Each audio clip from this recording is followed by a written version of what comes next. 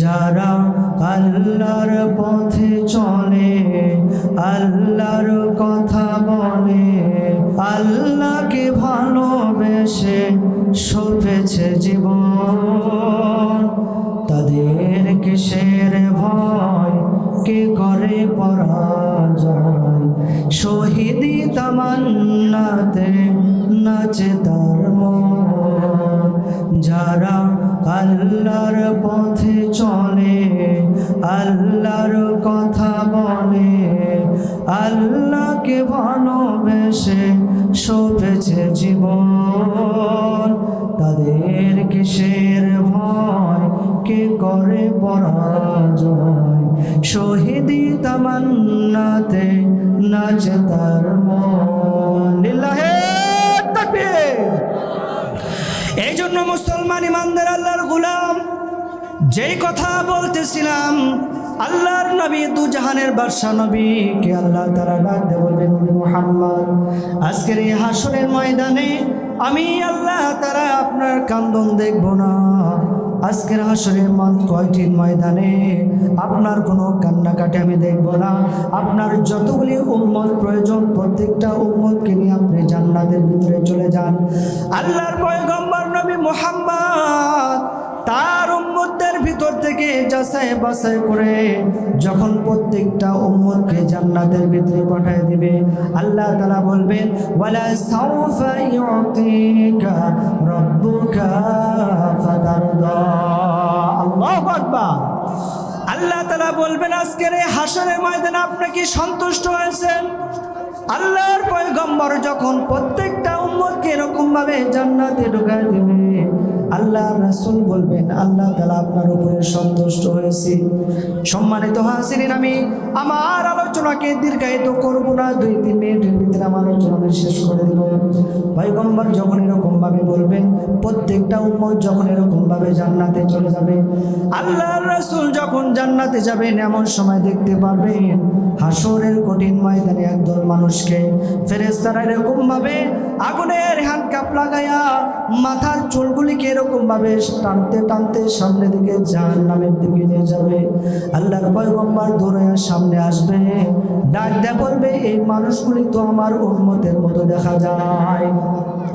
আল্লাহর পয়গম্বর ডাক দিয়ে বলবে, আল্লাহ তাআলা এই সমস্ত উম্মতদেরকে রেখে আমি নবী কখনো জান্নাতে যাব না।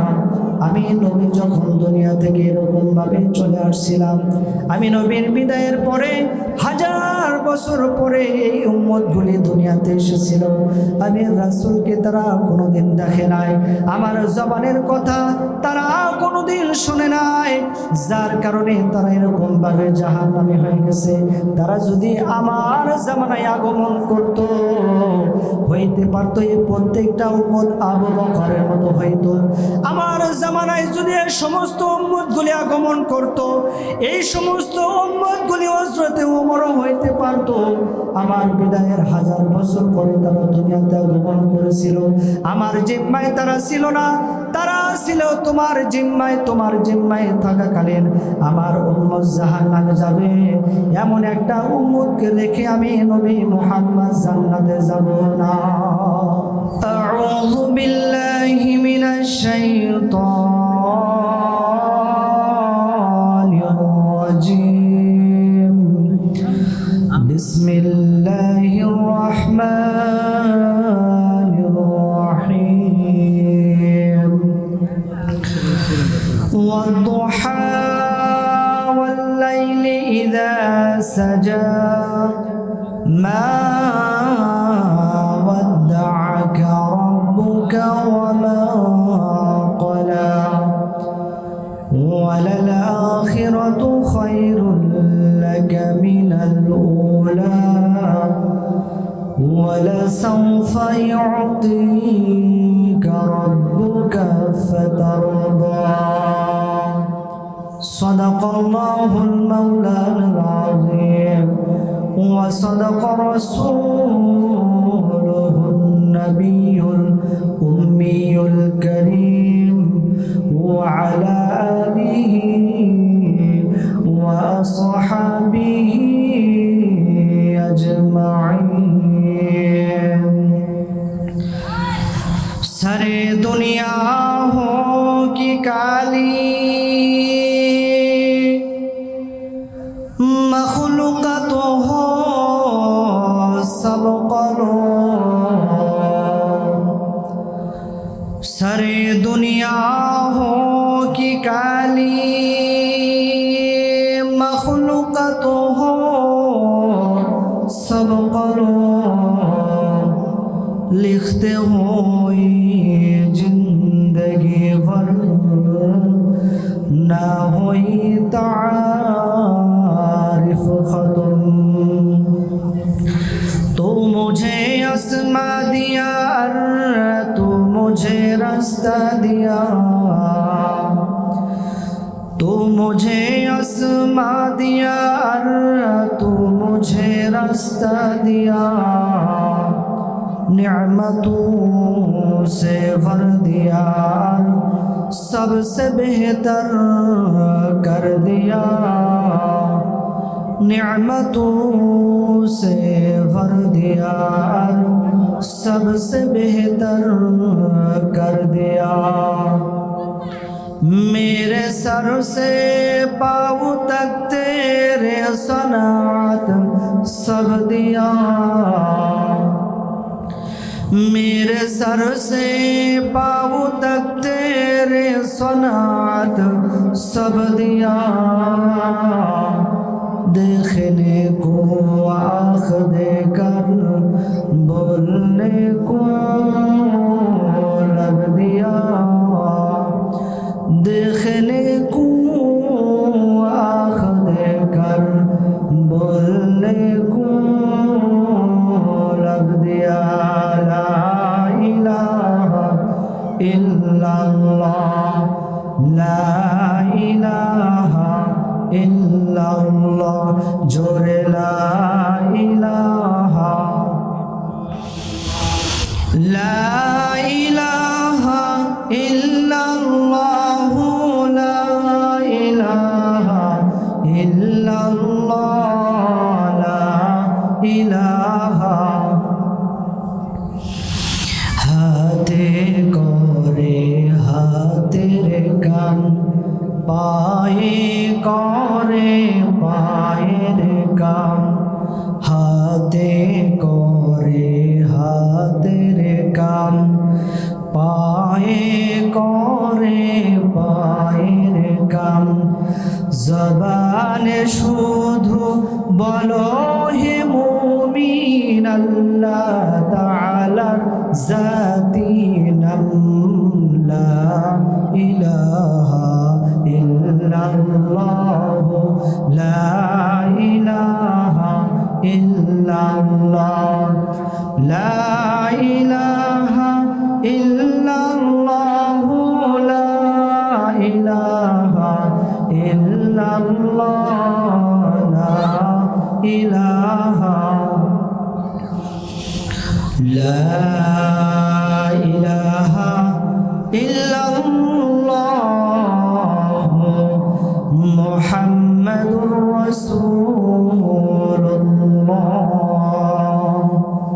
সাল্লাল্লাহু আলাইহি ওয়াসাল্লাম।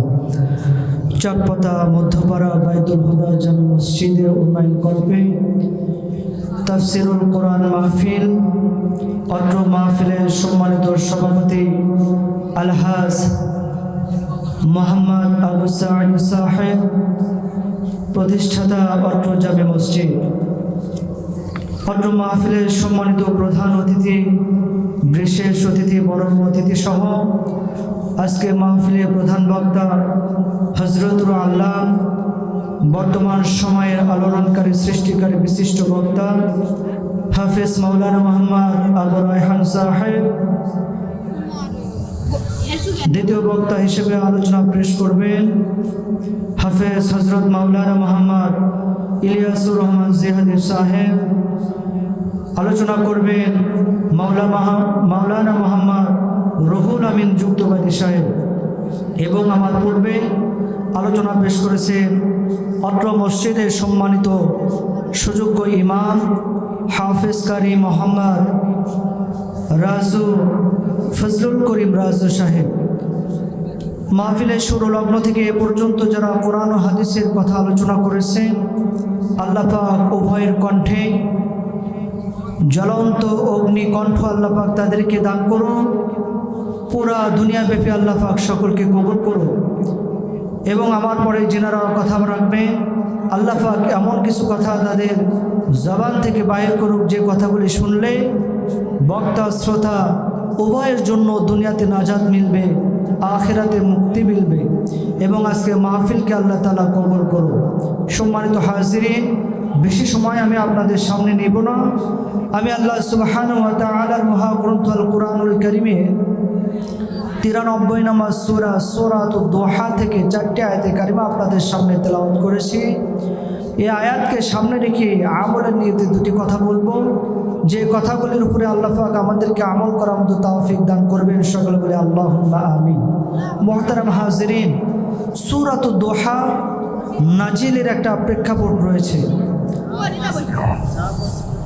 জনাবে মুহাম্মদুর রাসূলুল্লাহ সাল্লাল্লাহু আলাইহি ওয়াসাল্লাম নিয়মিত তাহাজ্জুদ নামাজ আদায় করতেন।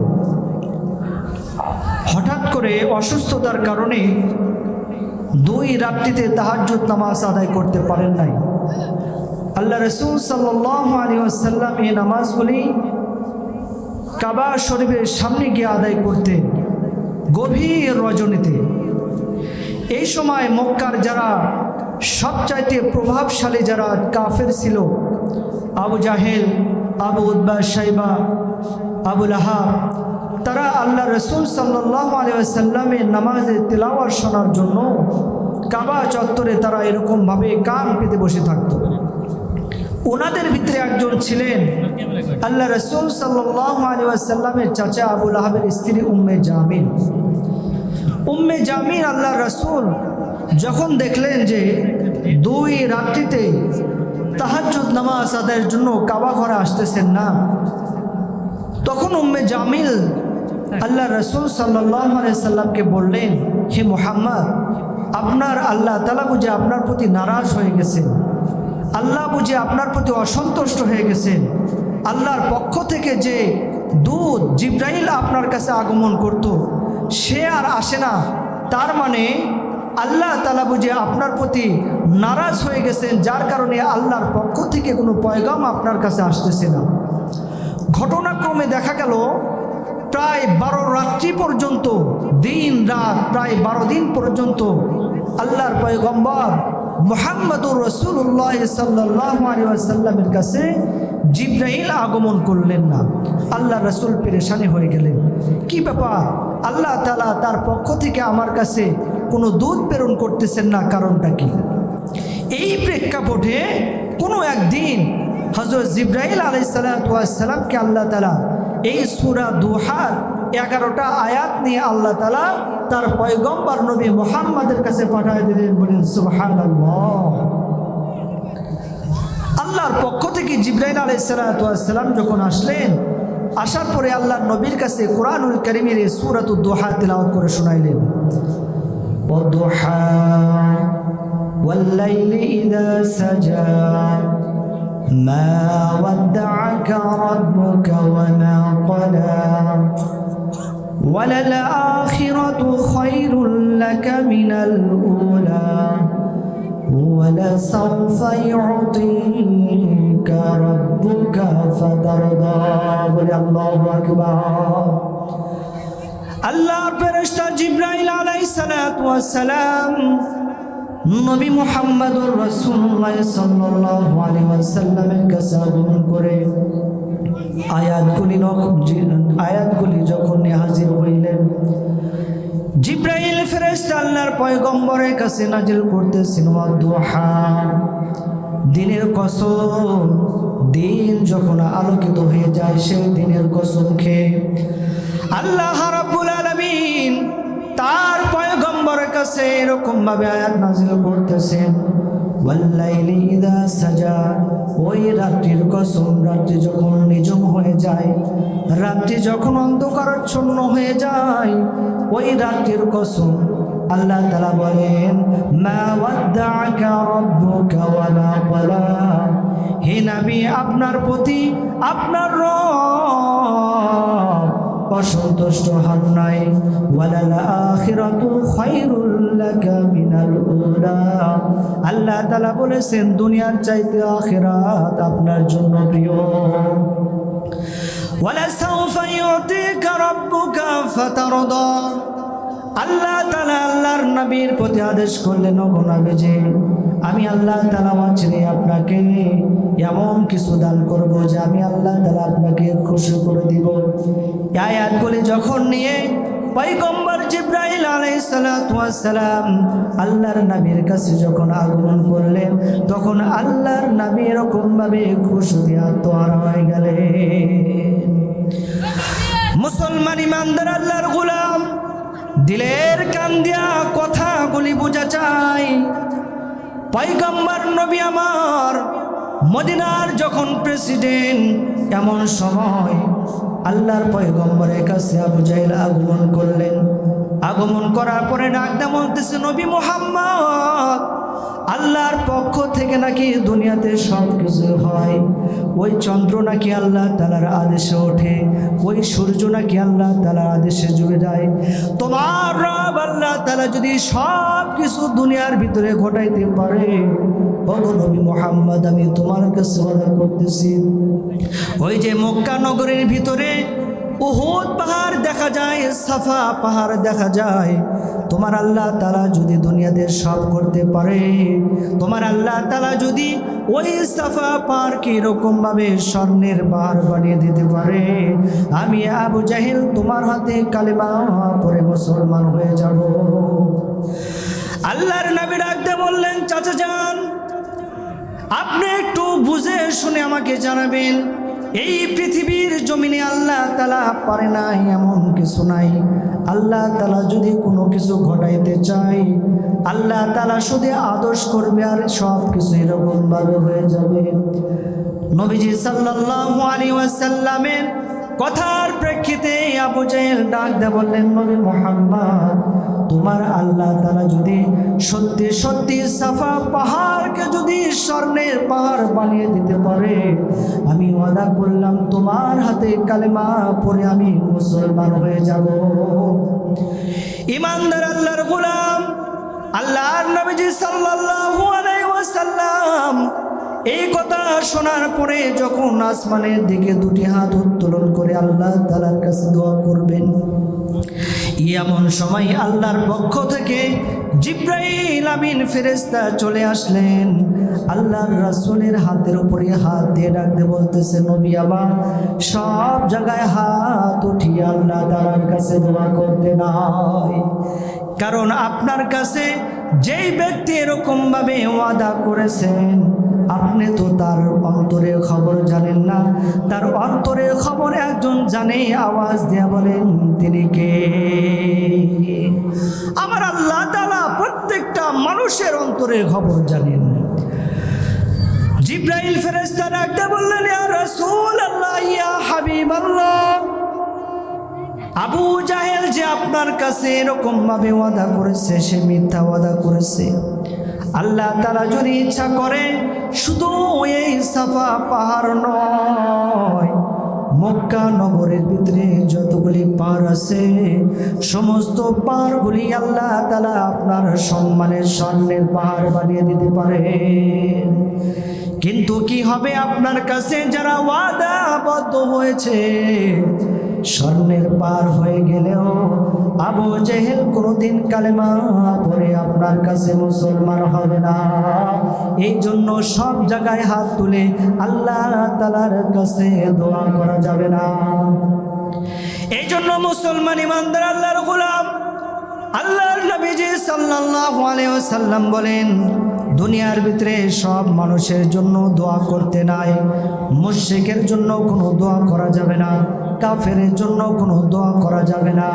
যে আল্লাহ তাআলার নাফরমান বান্দা, তার জন্য কোনো দোয়া করা যাবে না। তার জন্য যদি দুনিয়াতে দোয়া করা হয়, আল্লাহর রাসূল বলেন, কোনো জালেম ব্যক্তির জন্য যদি আল্লাহ তাআলার কাছে দোয়া করা হয়, এই জালেমের জন্য দোয়া করার কারণে আল্লাহ তাআলার আরশে আজিম পর্যন্ত কেঁপে যায়।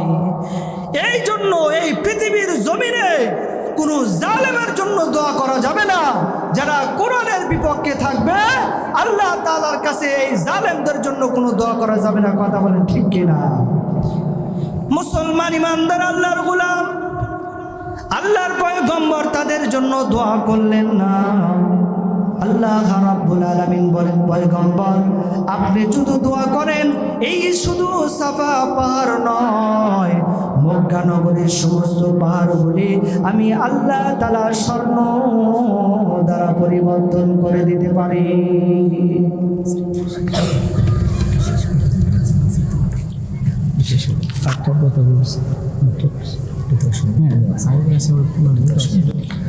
জিকির করি লা ইলাহা ইল্লাল্লাহ, লা ইলাহা ইল্লাল্লাহ, লা ইলাহা ইল্লাল্লাহ, লা ইলাহা ইল্লাল্লাহ, লা ইলাহা ইল্লাল্লাহ, লা ইলাহা, লা ইলাহা ইল্লাল্লাহ মুহাম্মাদুর রাসূলুল্লাহ।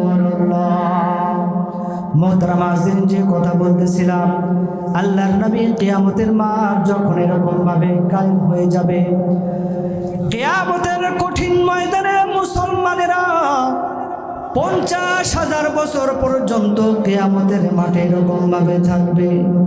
কিয়ামতের মাঠে মুসলমানেরা পানির তৃষ্ণায় এরকম ভাবে কাঁদতে থাকবে।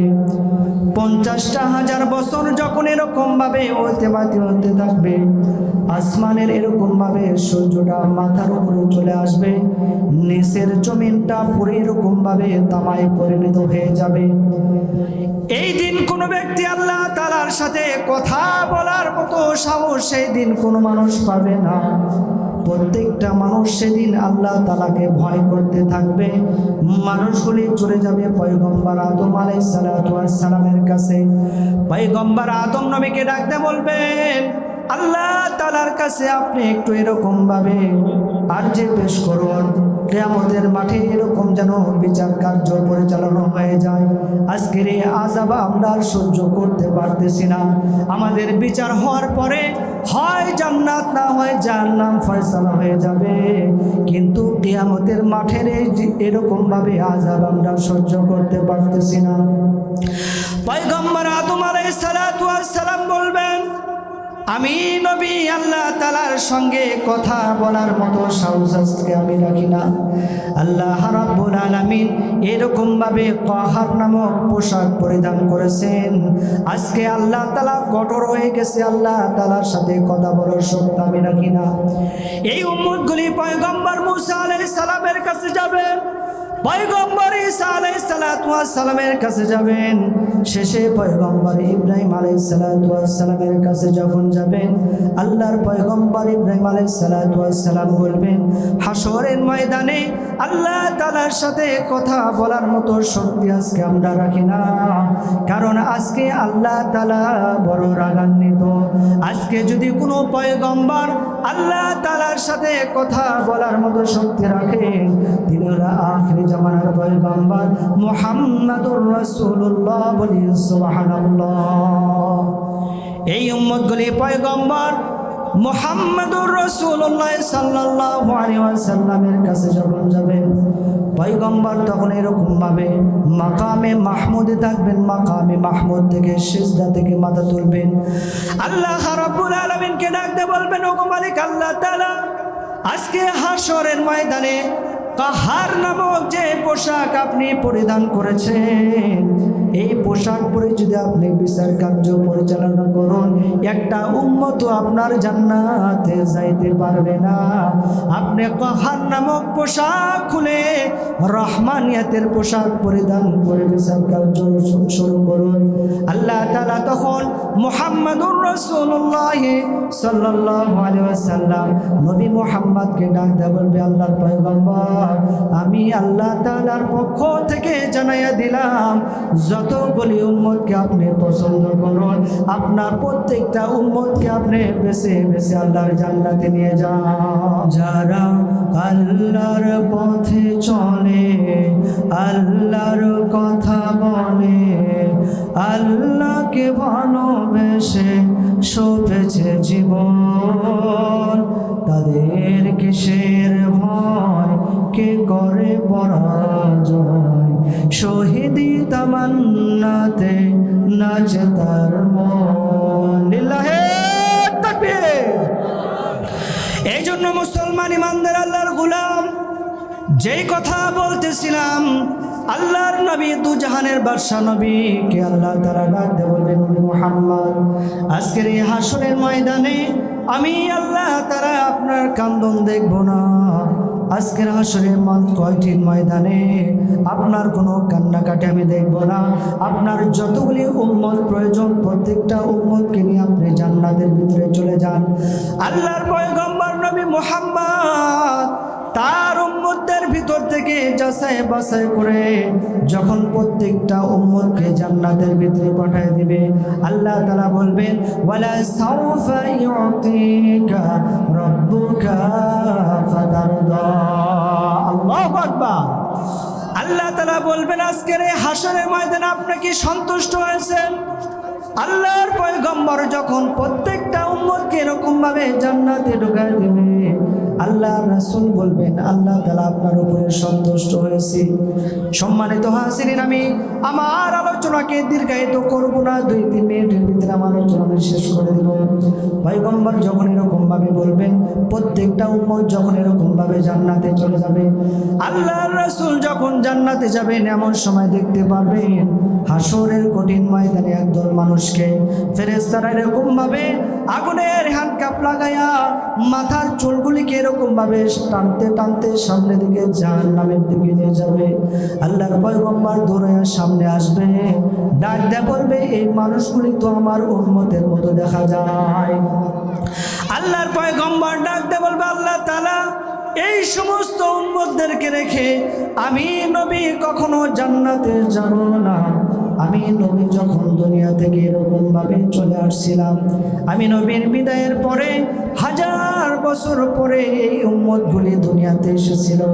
আমি রাসূলকে তারা কোনোদিন দেখে নাই, আমার জবানের কথা তারা কোনোদিন শুনে নাই, যার কারণে তারা এরকম ভাবে জাহান্নামী হয়ে গেছে। তারা যদি আমার জামানায় আগমন করত, হইতে পারত এই প্রত্যেকটা উম্মত আবু বকরের মতো হইতো। আমার জামানায় যদি এই সমস্ত উম্মতগুলি আগমন করত, এই সমস্ত উম্মতগুলি হযরতে ওমরও হইতে পারত। আমার বিদায়ের 1000 বছর পরে তারা দুনিয়াতে আগমন করেছিল, আমার জিম্মায় তারা ছিল না, তারা ছিল তোমার জিম্মায়। তোমার জিম্মায় থাকাকালীন আমার উম্মত জাহান্নামে যাবে, এমন একটা উম্মতকে রেখে আমি নবী মুহাম্মদ জান্নাতে যাব না।